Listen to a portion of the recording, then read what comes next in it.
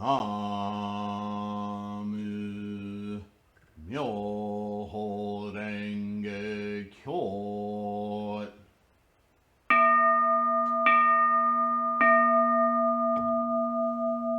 나무 묘호랭개교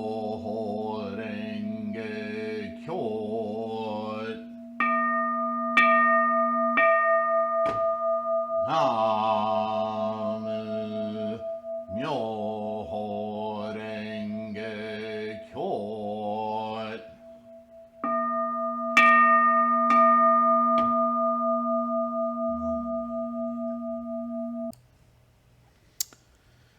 Contradictions. Why are there contradictions in the various sutras of Buddhism? With a cursory study, a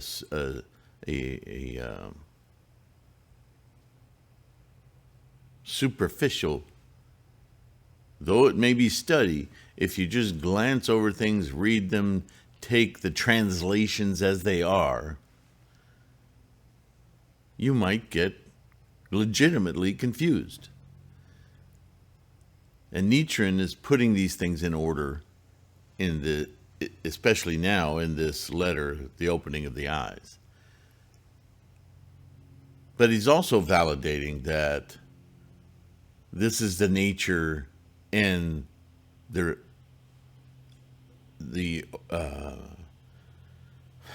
importance of study, real study. Get to the meat of it. You know, if you want to know how to fix your car, you can use the owner's manual that comes with your car, and you can figure your way around most things. But if you try to deeply repair your car, repair the starter or the generator or alternator, whatever it is in your car, or the ignition system, right?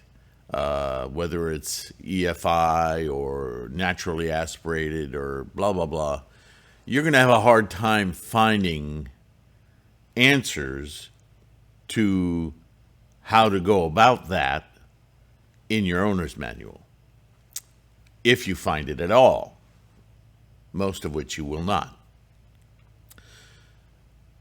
So that study, though it lends itself to a lot of superfluous knowledge, really, or immediate knowledge, like how do I turn on my radio? Maybe it's the first time you've had an audio system in your car. Used to be knobs, easy to figure out, but now it's maybe not so easy.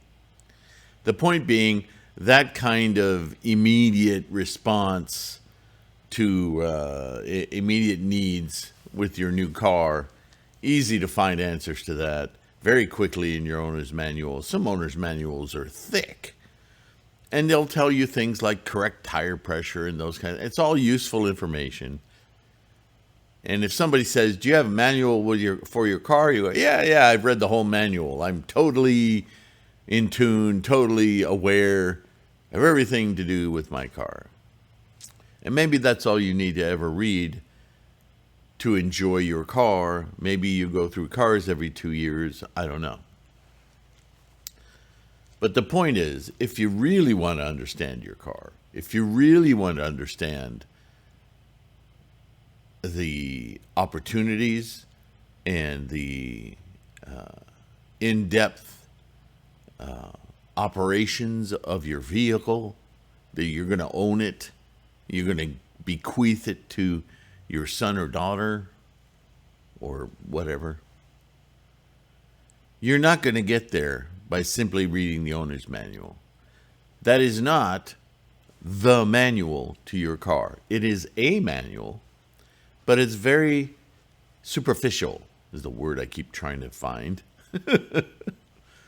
Right? You need to get a service manual. And not all service manuals are born alike. Some are very intricate, all the way down to the torque specs on every screw in the car. and others are just a little more detailed about how to change the oil and filters and where to find things, and right? This is the nature of study. And although it's not a great analogy to compare your Buddhist practice to your driving a car, it is important to note that knowing how to drive a car and get your learner's permit and get your license is a relatively superficial understanding of how to use a car. But the moment you have to find a spare because you're stuck on the road out in the boonies with a flat tire, more information is needed. And there you may use the owner's manual to help locate the hidden foldable spare and the tools to help you change the tire. And after that event, you will know a lot more about driving a car. Not just your car, but driving in general, yeah? And so that depth of knowledge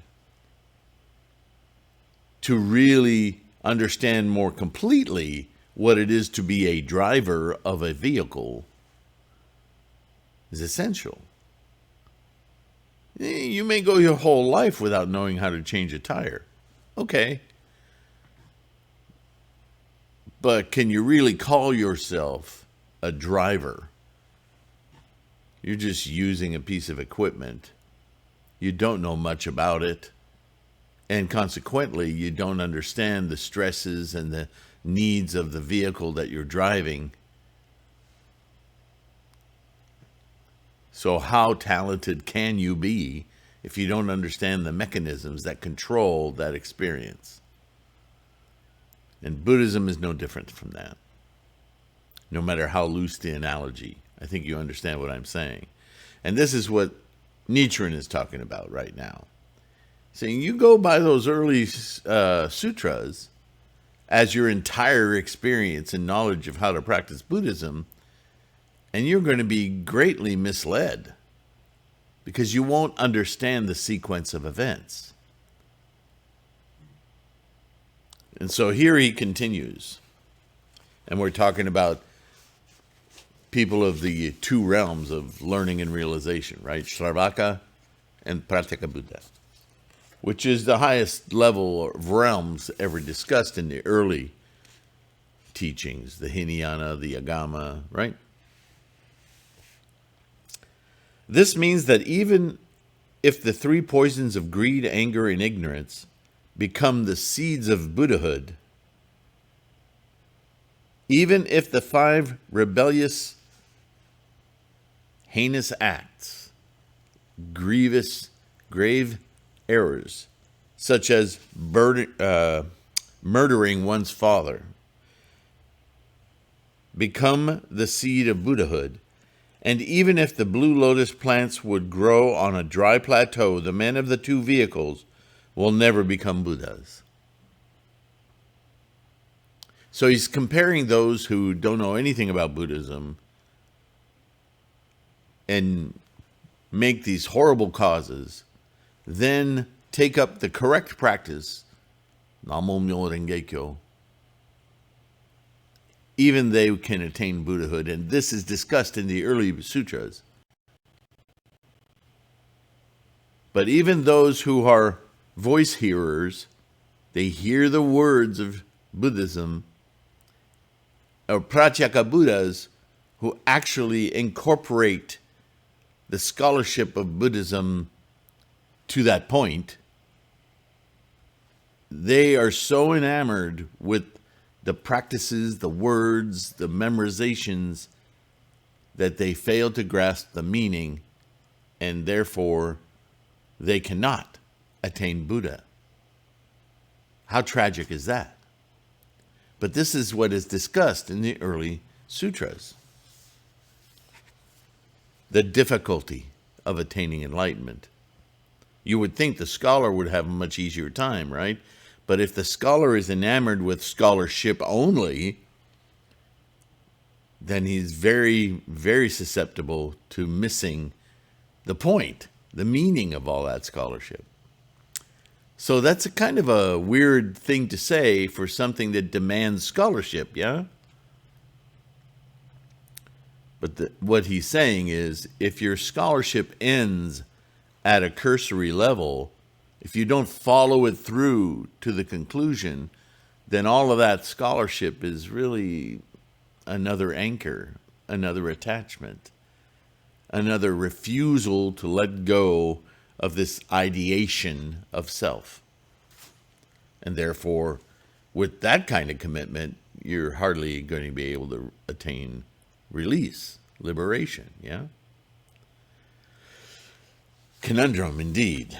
He continues, that is to say, in comparing good deeds by the men of the two vehicles with the evil acts of the ignorant and ordinary, although the latter deserves to be Buddhas, the former do not. Exactly what I just said. While Hinayana Sutras chastise the evil and praise the virtuous, this Vimalakirti Sutra slanders the virtuous acts of the men of the two vehicles and praises the evil deeds of ordinary men. Well, not exactly. It doesn't praise that they killed their father. That's not what that means. It praises them for, even though they've done all of these evil acts, they're still open-minded enough to realize the meaning of the teachings and therefore attain Buddhahood. Whereas, even though they're trying their best, the Shravakas and Pratyeka Buddhas, they're practicing in a way that anchors them to a sense of self, even to the point of self-liberation still being a condition of self, and it stops them cold from progressing. They cut themselves off from enlightenment, full enlightenment. Certainly they get some credit, but not until they pass through that level, right? They get past the owner's manual and they get into the service manual. You see? This sounds like a Hermetic teaching, the way it's laid out like this.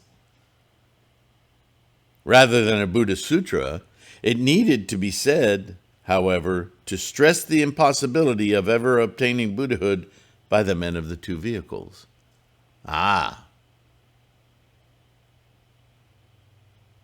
You see the logic. Now when you back up and look at the whole picture, all of the scholarship, all the way to the Lotus Sutra, the Hinayana and the Mahayana, and the essential, and the, right? The provisional. Then you see the whole picture. Oh, I get it. What's being stressed here throughout is the difficulty of liberation, of what you're liberating. And you have to understand that profoundly in order to appreciate what it is you're liberating. It's not as simple as the words might suggest. For, again, it is stated in the Hodo Dharani Kyo, the Sutra of Mahayana Dharani, Bodhisattva Manjushri asked Shariputra, quote, would you say that the dead trees would bloom, rivers would go back to the mountains, pieces of broken rock would become whole, and toasted seeds would ever germinate?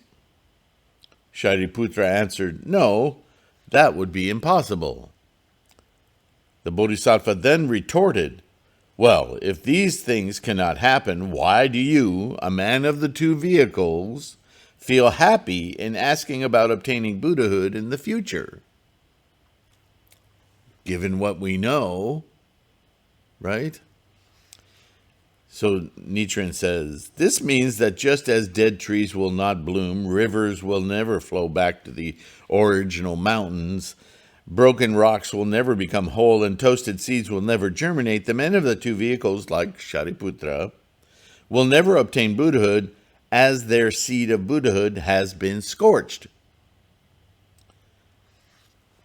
Again, this is pulling from the dialogues of the earlier sutras, and Nichiren demonstrating what the struggle of study is, and why Shakyamuni exhorted his students to study the totality of the teachings, not just get hung up on one sutra, one commentary, and make that the basis of practice. No, study the entire scholarship, and then you will grasp all the different levels, all of the different depths of understanding. That's what empowers your mind, not this narrow band, right?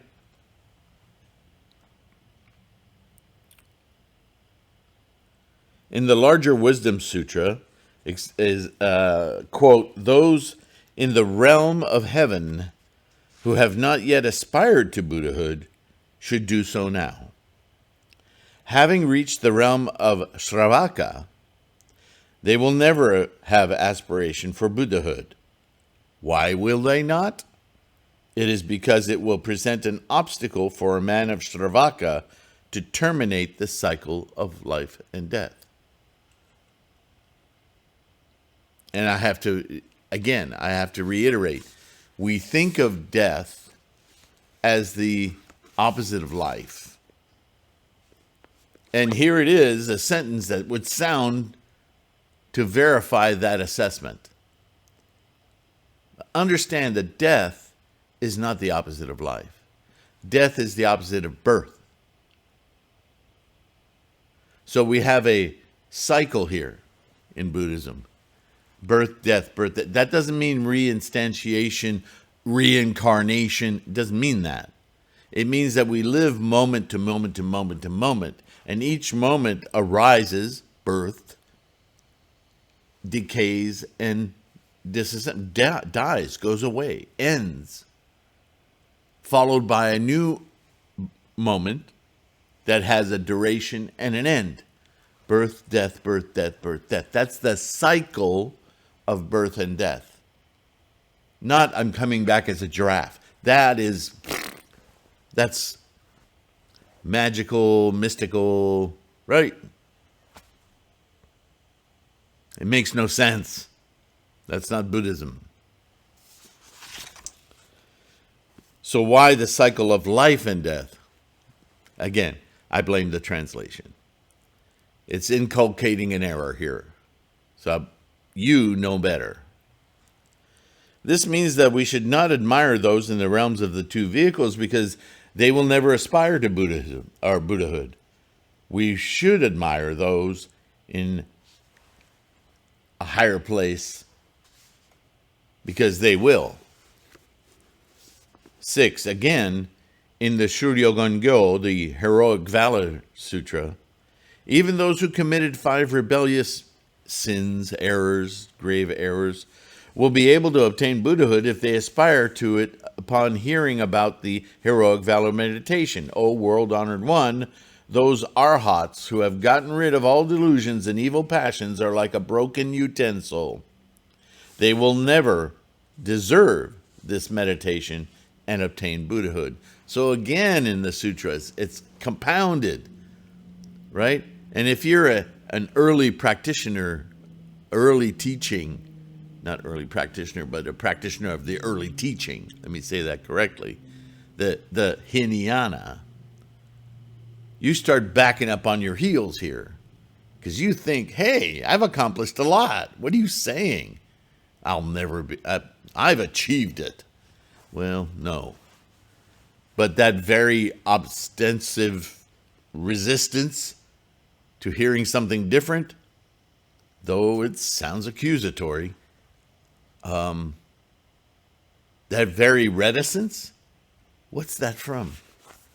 Think about it.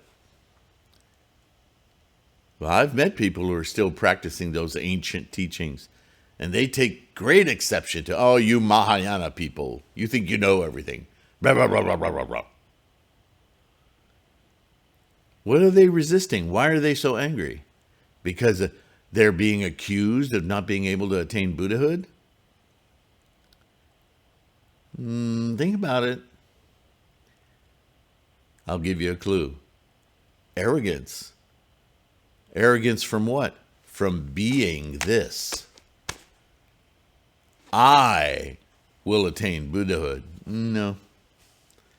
Because when you attain Buddhahood, first thing you have to accept is that you're so attached to, that identification, that's the very core of what we're trying to liberate ourselves from. Sravaka and the Pratyeka Buddha, very schooled, very smart, very memorization wise. But they still think of the teaching as something they have gained. They have instantiated the memorization, the words, the ritual. But they've missed the point. They're focused on the finger instead of the moon. I am excellent at Gongyo. I can chant an entire Gongyo in a minute. Wow, that's quite an accomplishment. Do you know why Gongyo is significant? Because I've mastered it. Really? We all struggle with this all the time, don't we? But by studying the Lotus Sutra, by reading our mentor's words, Nichiren, and Tendai, and Malo, and all of the scholarship, even Nagarjuna, it becomes more and more clear to us that insipid and constant yakking of the monkeys about stuff, ownership, superiority, it's not about any of that. The stories are about that to help us identify that problem. But our release is through instantiating a mind that leaves all of that aside as just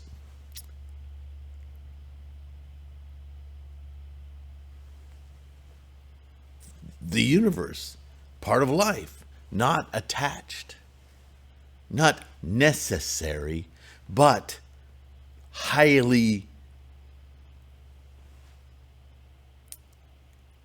substantive. The instantiation of the apparatus to enable the mind to perceive. That's everything. The mind that perceives is where all of this, the junction of all of this takes place. Without the mind to perceive, everything just happens. Nobody gives a crap. Least of all you. But because you and I perceive the nature of reality,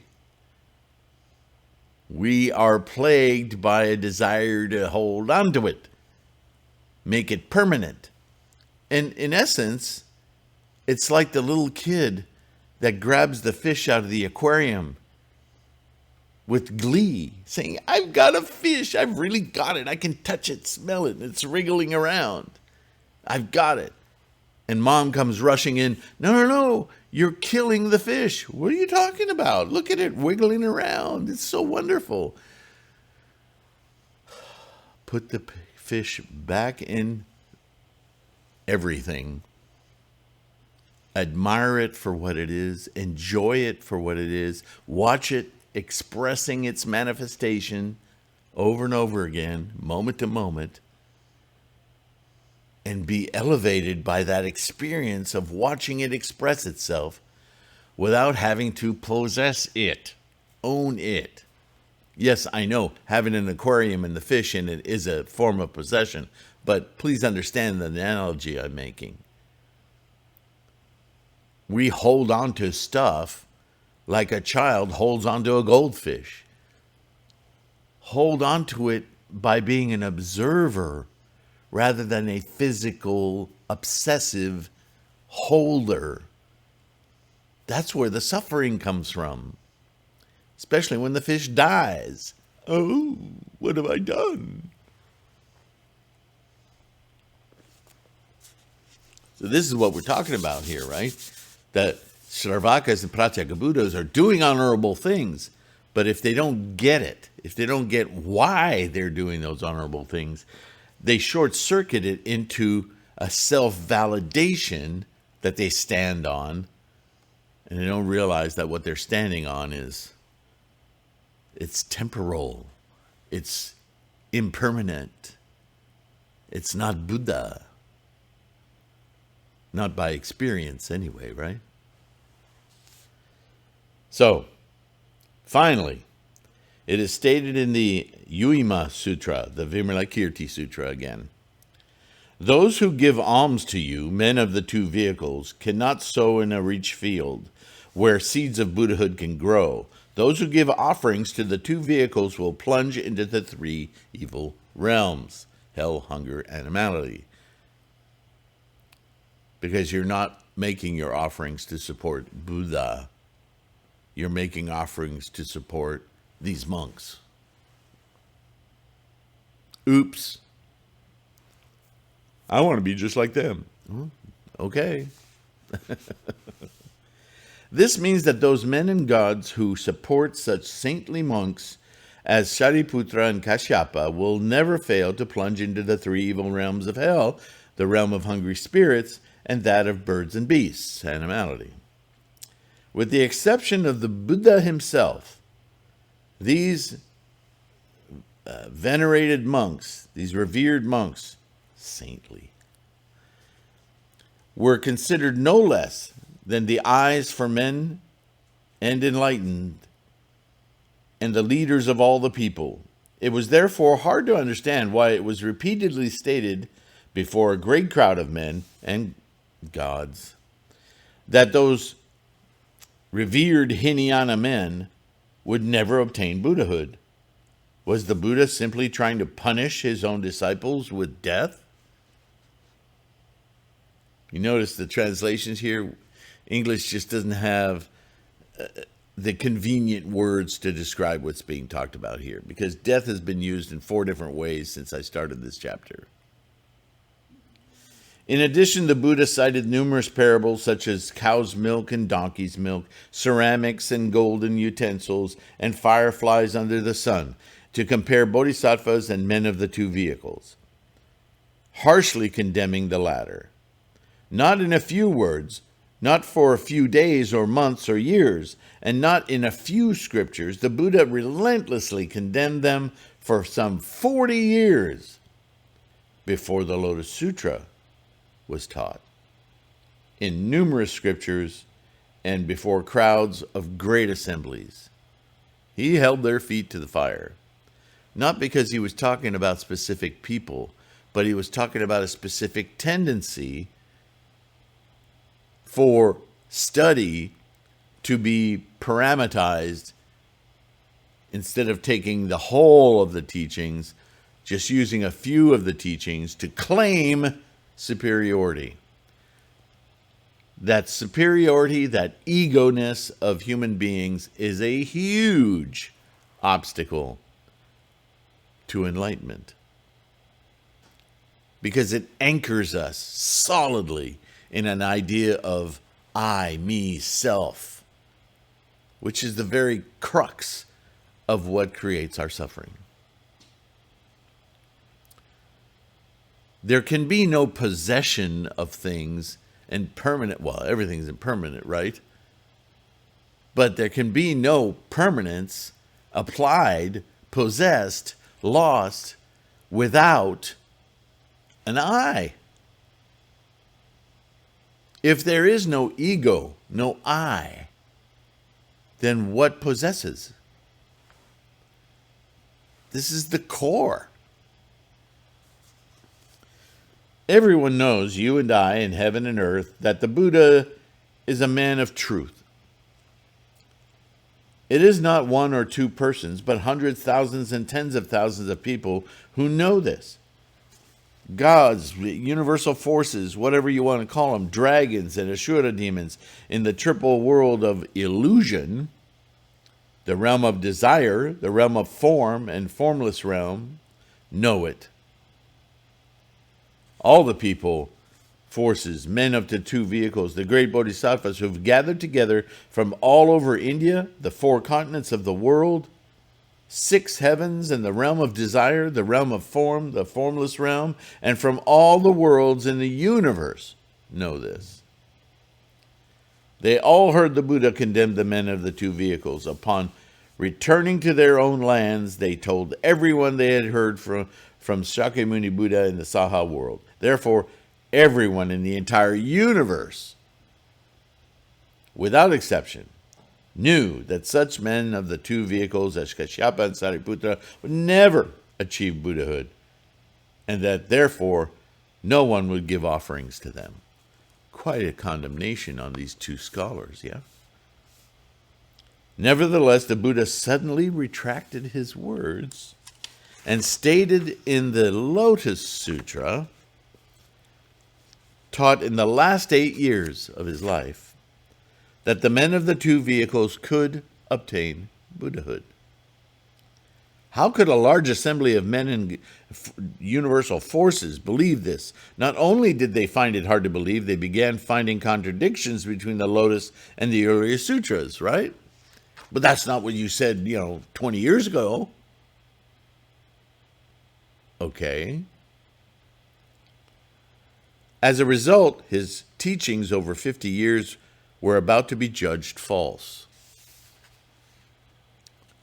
While they were wondering whether Buddha had revealed the truth during the first 40 years or so of his teachings, and if a demon from heaven now appeared in the Buddha preached in the Lotus Sutra in the last 8 years, the Buddha earnestly proceeded to define the times, the places, and the names of those men of the two vehicles as future Buddhas. He predicted their enlightenment. That is to say, the Buddha declared in which lands and when they would attain Buddhahood and what disciples they would have then. In other words, who would support their enlightenment. Lord Shakyamuni Buddha seemed in effect to have contradicted himself. It was not without reason that non-Buddhist heretics laughed at him as a great liar. Accused of contradiction in his own words by the dumbfounded crowd of men and gods, Lord Shakyamuni Buddha tried in vain to dispel their doubts by explaining the contradictions away one way or another. Just when the Buddha was having a difficult time quieting them, the Buddha of many treasures of the treasure purity Hojo world to the east emerged from the earth in front of him, aboard a great stupa of 7 treasures, 500 yohana high, right? The treasure tower, depicted behind me in this mandala, 250 yohana wide, and ascended up high in the sky. It was as though the full moon appeared over a mountain range in the midst of a pitch-dark night. From this great stupa of 7 treasures, Namu Myoho Renge Kyo, 7 treasures. Don't miss that. Not 6 treasures, not 5 treasures, 7. Namu, because you're part of Buddha. Without you, there is no Buddha. 7 treasures. Namu Myoho Renge Kyo. Don't take my word for it. Look at your mandala. Look at the middle of it. The biggest characters on the whole page. Namu Myoho Renge Kyo. Hanging in the sky without touching the earth or sky sounded the crisp voice of the Buddha of many treasures, verifying that Shakyamuni Buddha spoke the truth. It is declared in the Lotus Sutra, chapter 11, beholding the stupa of treasures, quote, just then resounded the loud voice of the Buddha of many treasures in the stupa of treasures, praising Shakyamuni Buddha. Excellent, excellent. You, Shakyamuni Buddha, have preached to this large crowd the sutra of the lotus flower of the wonderful Dharma, the Namu Myoho Renge Kyo, representing the great wisdom of the Buddha, who perceives the absolute truth in every phenomena and who makes no distinction among all living beings. No egos, no I's. The letter I, not, you get it. It teaches the way of bodhisattvas and is recognized and upheld by various Buddhas. You are right. You are correct. What you, Shakyamuni Buddha, have taught is all true, end quote. Now, did you hear the distinction that popped out of that? When it comes to a contradiction of Shravaka and Pratyeka Buddha, the worlds of learning and realization, what Buddha is now saying in the Lotus Sutra is that with an aspiration toward bodhisattva, even you who've cut yourself off from the full understanding of Buddhism, even you who've spent your life being in the world of learning or realization, as a bodhisattva, finally, you can aspire to full, perfect, complete enlightenment, Buddhahood. Leave the realms of learning and realization behind you. Don't get rid of them. Just understand that they are in service of this much higher mind, life, condition, state of bodhisattva, and this is what will get rid of your arrogance. This is what will get rid of your attachments, your identification, your ego. Bodhisattva practice will open the door to your Buddhahood, even though you spent so many years nailing it shut with your arrogance. As a bodhisattva, you cannot be arrogant. You will open your Buddha, your Gohonzon, your treasure tower. You see how all this works now? Then, this is Nichiren continuing, then Lord Shakyamuni and his Funjin Buddhas, manifested in various worlds all over the universe, also verified the truth of the Lotus Sutra as stated in its 21st chapter, the supernatural powers of the Tathagata. The Tathagata not being Shakyamuni Buddha, Tathagata being Buddha-ness. Quote, at this point, Shakyamuni Buddha displayed a great supernatural power in the presence of a large crowd, including not only the countless bodhisattvas such as Manjushri, who had long lived in this Saha world, but also other human and non-human beings. He stretched out his broad, long tongue upward until its tip reached the Brahma heaven and emitted rays of light from all his pores to shine throughout the entire universe. All Buddhas sitting on the lion-shaped thrones under the jeweled trees in their respective worlds in the whole universe also stretched out their broad, long tongues and emitted countless rays of light. End quote. Where are we time-wise? Oh, my eyesight's so terrible this morning. Yeah, so if you need a visualization for that, just think how we look through our time machines of telescopes and binoculars and so forth at these lights in the sky. Some coming, the light reaching us from hundreds of thousands, even millions of years ago. Stars which have completely changed or disappeared since the time that the light started to travel toward us from them. It's a mind-breaking concept of time. The time machine that is our eye, watching light filter into it. Even when we look at the moon, we only see it the way it looked several seconds ago. The sun that warms our planet is changing in ways we cannot witness yet, because of the time it takes for light to travel from the sun to the earth. These may be short times, but translated over millions of years? Billions of years? So the long, broad tongue is the teaching, the wisdom, the Dharma. And it's throughout time, the universe.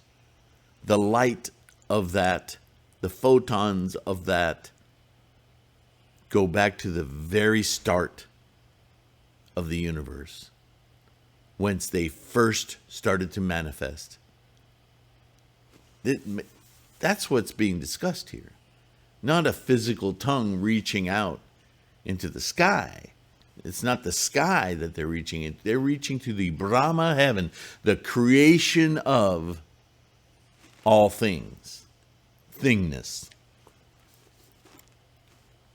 How could it be false? This is the profundity of this teaching. It's not just reaching far and wide. It's not just reaching the people of. It's reaching something beyond the conception of existence itself, and therefore the basis, the eternity, which is not a place, not even a time, but a realization of encapsulating the whole of everything. Yeah?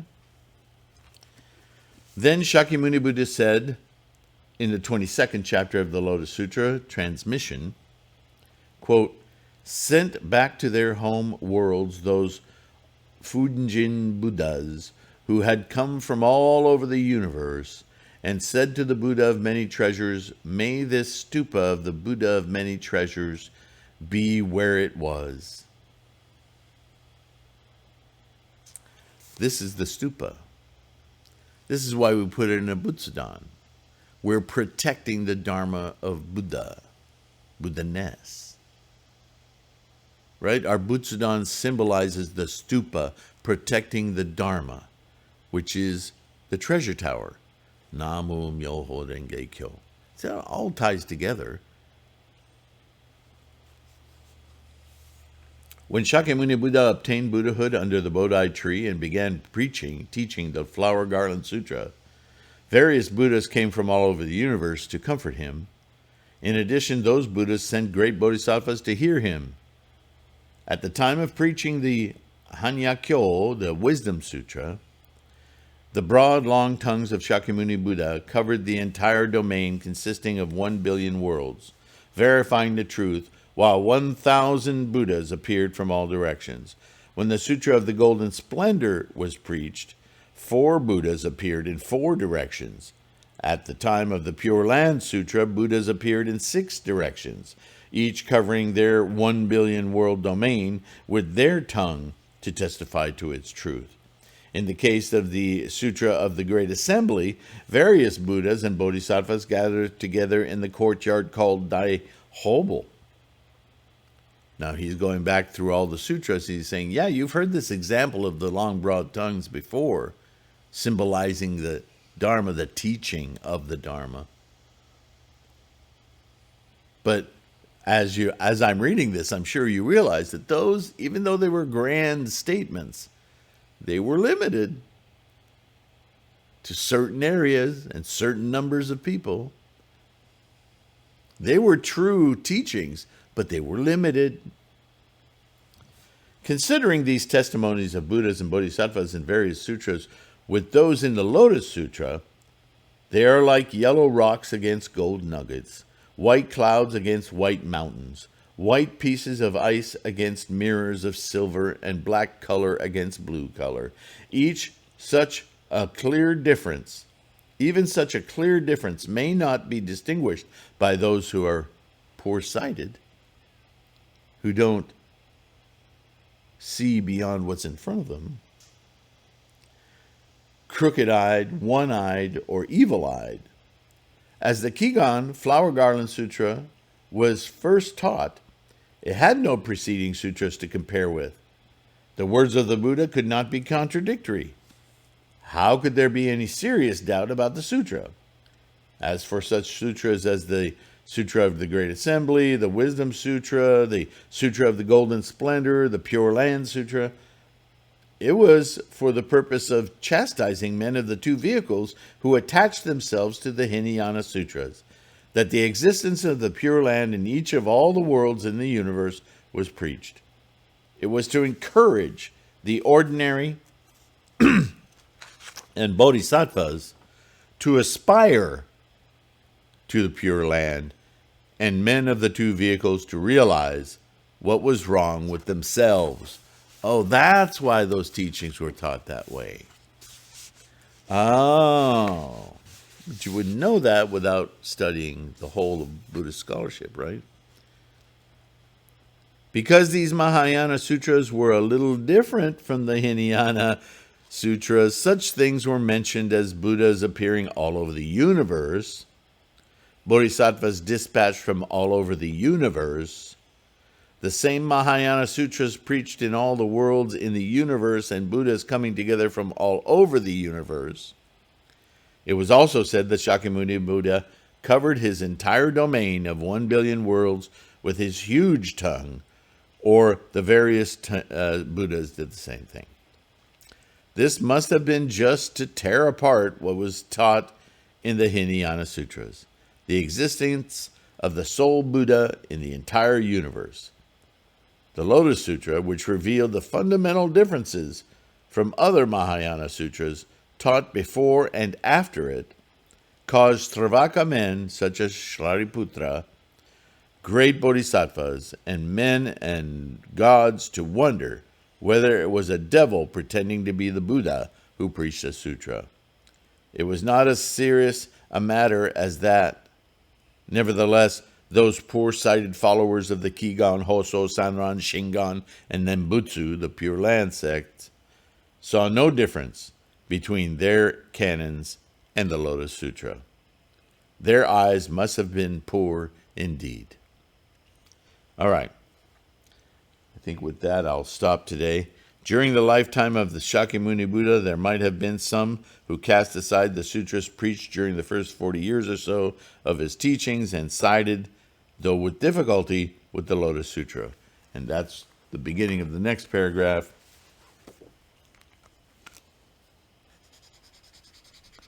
And that is where we will continue. I hope you got a lot out of this.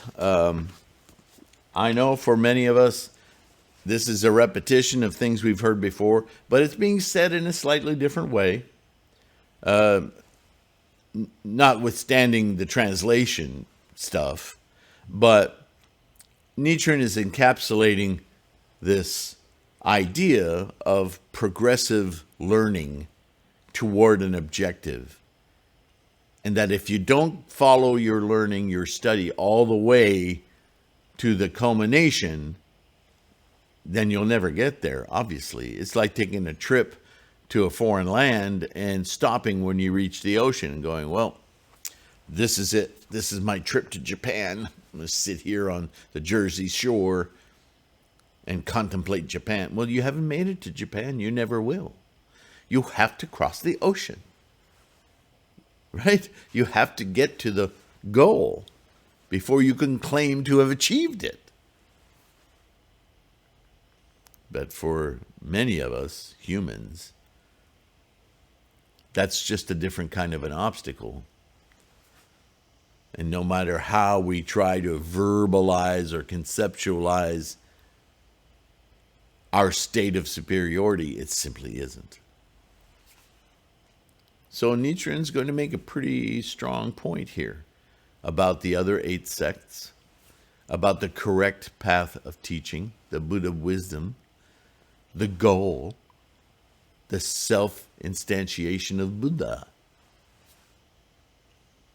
And he's doing it through the scholarship of the teachings. He's our mentor. He's our example, yeah? So thanks for listening. Please take a moment to like, subscribe, do our Bodhisattva thing. Make sure these videos reach more people. Those of you who are supporting, we just had some important donations recently. Thank you. You know who you are. Deeply appreciate it. And I will see you in the next one. Thank you for being here. Take care of your health. Keep your practice strong. Namo Myo Renge Kyo. Bye for now.